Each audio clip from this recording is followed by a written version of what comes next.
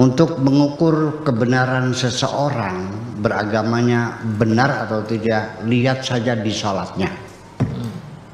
Itu satu. Yang kedua, bahwa sholat itu adalah tiang agama.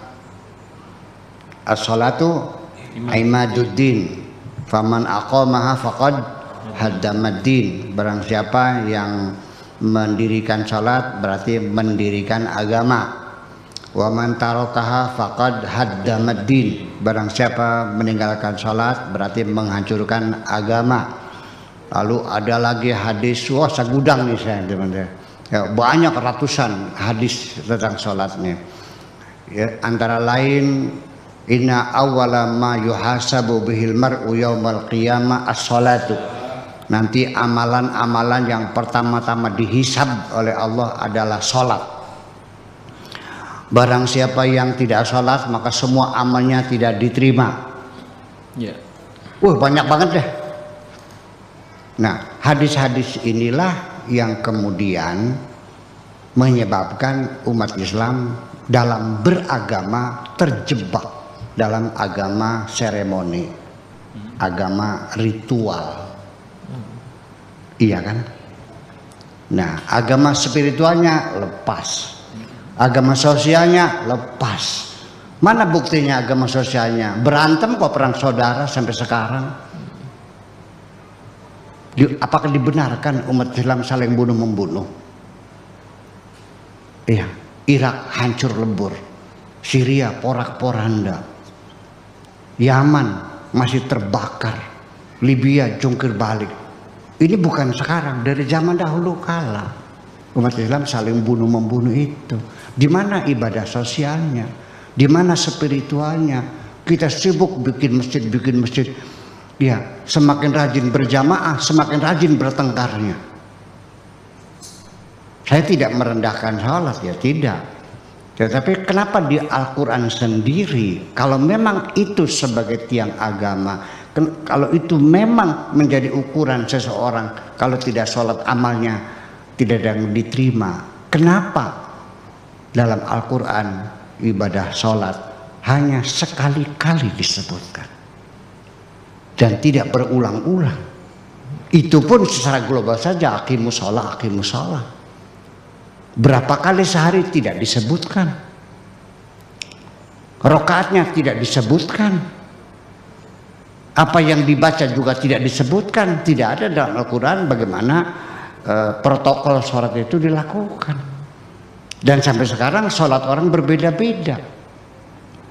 Ada yang takbirnya di atas kepala, ada yang di atas kuping, di bawah kuping, di atas pundak, ada yang digoyang-goyang, ada yang sedekap, ada yang tidak. Sampai baca Fatihahnya ada yang baca Fatihah, ada yang tidak. Yang baca Fatihah ada yang baca bahasa, ada yang tidak. Sampai menunjuk sepatu syahadat saja, tasawuf saja, ada yang digoyang-goyang. Nah, saya jujur mau berkata, Nabi Muhammad sholatnya gimana? Saya mau niru sholatnya seperti Nabi Muhammad. Artinya dalam komunikasi sehari-hari, kalau saya memerintahkan kamu hanya sekali dua kali, tidak akan berbeda dengan ketika saya menyuruh kamu berkali-kali. Betul enggak? Yang berkali-kali itu infak. Anfiqu wa mimma razaqnahum yunfiqum. Infak. Kenapa dalam bab fikihnya kok nggak ada bab infak? Ini ada satu persoalan yang tersembunyi sesungguhnya. Ya, saya tidak menolak itu semuanya, cuma saya sedang berhipotesa. Kalau ya itu memang tiang agama, kalau itu memang landasan seseorang amalnya tidak diterima kalau tidak sholat, ya mungkinnya dikatakannya 1000 kali dalam Al-Quran ini. Itu yang jadi persoalan. Jadi sampai sekarang tidak ada yang tahu Nabi Muhammad itu sholatnya seperti apa.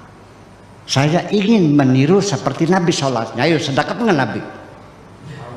Nabi tangannya digoyang-goyang nggak? Nggak tahu juga. Nabi baca Fatihah nggak? Baca basmalah nggak? Nggak tahu juga. Karena berbeda-beda itu berarti kita sama tidak tahu. Jadi kalau Anda meyakini semacam itu, ya syukurlah. supaya amal Anda diterima, ya yang rajin sholatnya. Gitu aja. Iya, jadi artinya saya juga secara logika sederhana sering saya mengatakan untuk mengukur kebenaran seseorang zaman sekarang, nggak usah di kepintaran ngajinya, nggak usah di wiridanya, nggak usah di puasa, nggak usah lah, nggak usah di kedermawanannya, nggak usah. Anak muda zaman sekarang asal mau sholat 5 waktu saja sudah paling hebat sekarang. Salah nggak kan? Ya, jadi saya tidak menyalahkan itu, tetapi bahwa sholat menjadi panglima dalam beragama itu menyebabkan akhirnya kita terjebak dalam agama seremoni semacam itu. Nah, sehingga ini konsekuensinya kalau orang itu tidak sholat tapi dia sangat dermawan sekali, Anda hormati nggak? Ada orang itu sholatnya rajin tapi medit, dihormati nggak? Ada orang bertengkar saja tapi sholat berjamaahnya rajin, hebat nggak? Nah itu kan kita berbicara dengan logika yang sederhana saja semacam itu.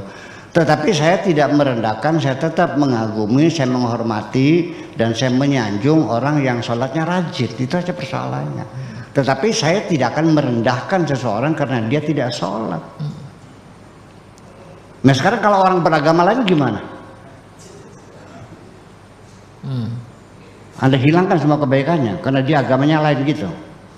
Dan dia tidak perlu menghormatinya. Nah ini kan jadi persoalan.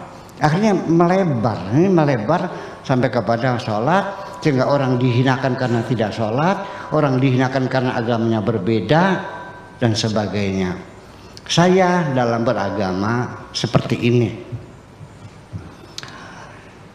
Ketika ada seseorang menjelek-jelekan agama saya, menghinakan Nabi Muhammad, mencaci maki Al-Quran, saya akan balik badan, saya tinggalkan. Sampai kapan nanti? Sampai dia berbicara urusan yang lain. Wa idza ra'aita alladziina yakhuduna fi ayatina fa'arid anhum wa la taqud mahum hatta yakhudu fi haditsin ghairi. Ini Al-Quran. Bila engkau mendengar ada orang mencaci maki agama kamu dan sebagainya, balik badan saja. Jangan duduk bersama mereka sampai mereka berbicara yang lain. Saya tidak akan melaporkannya ke Baris Krim sebagai penistaan agama. Ini Al-Qurannya begitu. Maunya gimana? Iya. Wa idza ra'aitumul ladzina fi yakhuduna fi ayatina yustaza'u bihi, ya, menghinakan ayat-ayat Tuhan. Fa'arid anhum wala taqudu mahum, balik badan, jangan duduk bersama mereka. Hatta yakhudu fi haditsin khairi. Balik badan juga tidak selamanya. Kalau sudah dia bicara yang lain, masalah ekonomi, masalah bisnis, ya mangga silakan, itu persoalannya. Jadi artinya Tuhan sendiri juga tidak memberi petunjuk kita seperti itu untuk memukuli orang yang ini, tidak. Iya kan? Tapi kan ada undang-undang penistaan agama kan. Itu terserah kamu, kalau saya mau ikut Al-Quran aja lah. Makasih, gitu aja. Makasih.